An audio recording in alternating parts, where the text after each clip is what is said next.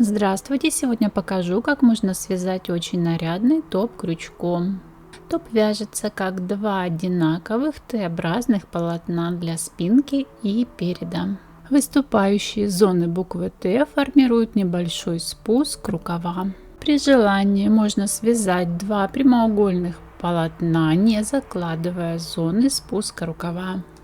В основе топа довольно простой в исполнении узор из столбиков с накидом. Раппорт узора 6 петель по горизонтали и 1 ряд в высоту. Этим узором свяжем два абсолютно одинаковых полотна от плеч к талии. Соединим оба полотна боковыми и плечевыми швами, сформировав зоны проймы и выреза горловины.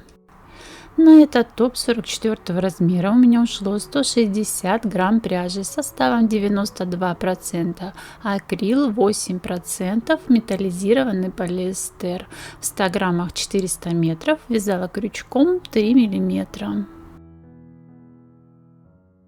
При помощи крючка 3 мм я набрала 144 воздушные петли, это 24 раппорта по 6 петель. Наш основной узор состоит из столбиков с накидом, которые чередуются с 3 столбиками с накидом, провязанных вместе. Набрав 144 воздушные петли, наберем еще 3 воздушные петли подъема, пропустим 5 воздушных петель и в шестую воздушную петлю провяжем столбик с накидом, цепляя крючком за 2 боковые стенки воздушной петли. 2 воздушные петли, и в эту же петлю, куда мы провязали первый столбик с накидом, провяжем еще один столбик с накидом.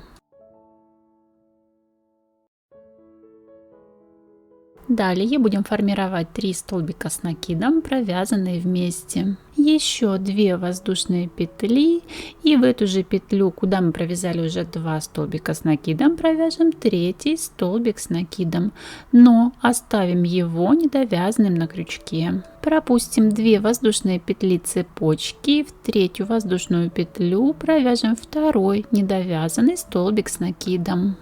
Пропустим 2 воздушные петли цепочки, в 3 воздушную петлю провяжем в 3 недовязанный столбик с накидом, 4 петли на крючке, протянем через них рабочую нить. Получив таким образом 3 столбика с накидом, провязанных вместе, провяжем 2 воздушные петли и в воздушную петлю, куда провязан последний столбик тройки, провяжем столбик с накидом.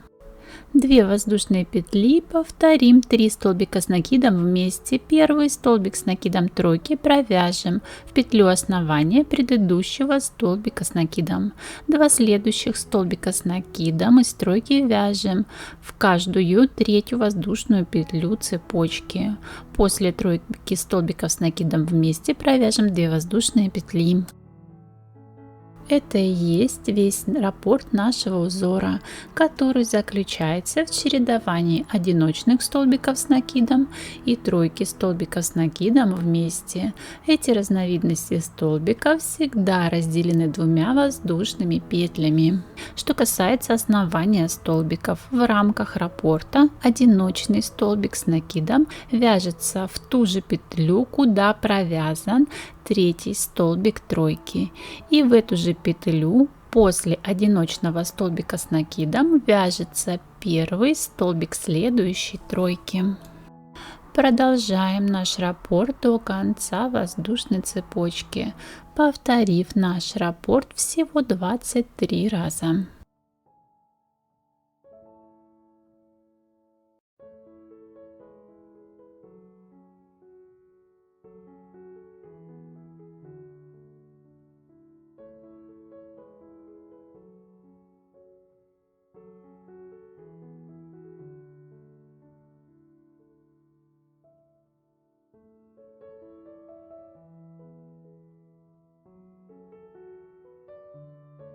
Закончим этот ряд. После тройки провяжем 2 воздушные петли и столбик с накидом в последнюю петлю основания предыдущей тройки.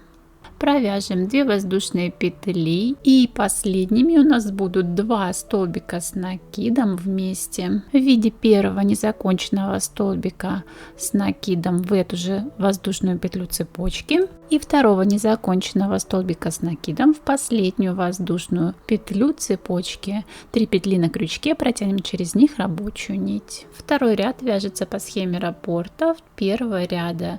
3 воздушные петли подъема, поворачиваем полотно. Пропустим 2 петли нижнего ряда и в одиночный столбик с накидом провяжем аналогичный столбик с накидом.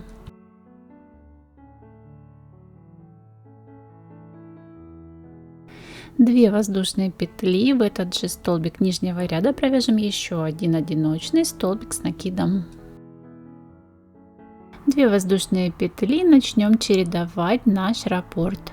Тройка столбиков с накидом вместе. Над аналогичной тройкой нижнего ряда. Основание тройки — это уже дважды провязанный одиночный столбик с накидом нижнего ряда. Основание для второго столбика тройки — это вершина тройки нижнего ряда. И основание для третьего столбика тройки — это следующий одиночный столбик с накидом нижнего ряда. 4 петли на крючке, протянем через них рабочую нить, сформировав тройку столбиков с накидом вместе. 2 воздушные петли, одиночный столбик с накидом в аналогичный одиночный столбик с накидом нижнего ряда. Провяжем 2 воздушные петли и далее снова вяжем тройку. Продолжим по этой схеме до конца ряда.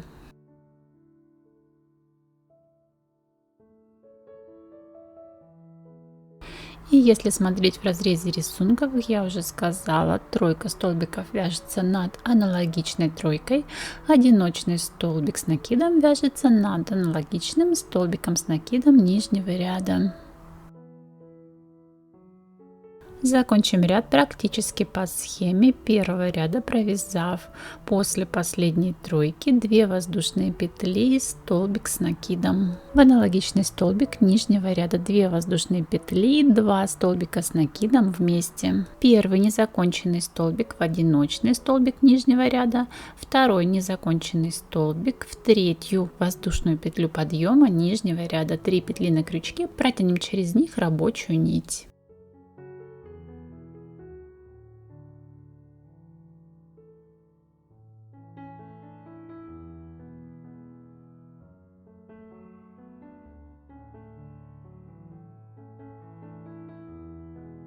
Далее вяжем полотно до условной проймы, ориентируясь на необходимую ширину рукава. Таким образом я провязала всего 20 рядов.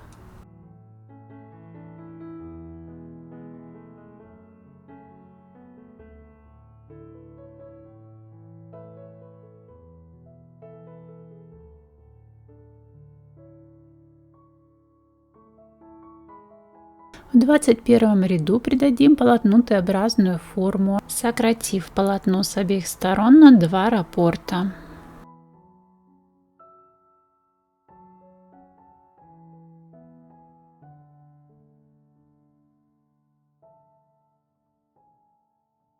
Я не отрезала рабочую нить, сформировав узелок в последней петле 20 ряда, обернув эту петлю вокруг полотна. Отступим 12 петель от края, при этом свободно подтянув рабочую нить, и в вершину тройки зацепим рабочую нить. Провяжем 3 воздушные петли подъема. И далее чередуем схему второго ряда, но при этом повторим наш раппорт всего 19 раз.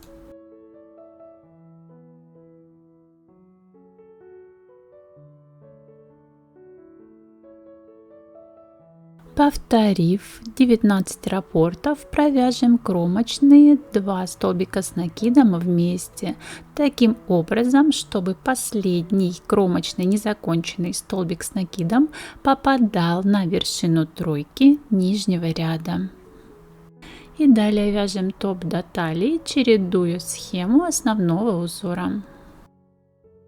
И я провязала таким образом всего 52 ряда. Свяжем второе абсолютно идентичное полотно и далее оформим боковые и плечевые швы. Для боковых швов сложим два полотна идентичными сторонами внутрь, определив лицевую сторону. В принципе, наш узор незначительно отличается с изнанки в виде небольшого изменения в рельефе, которое желательно учесть. Ровно сложив два полотна, соблюдая рисунок, закрепим оба края полотна соединительным столбиком и далее будем соединять каждую вершину пары кромочных столбиков с накидом соединительным столбиком. Вдоль кромочных столбиков с изнанки будем провязывать 3 воздушные петли.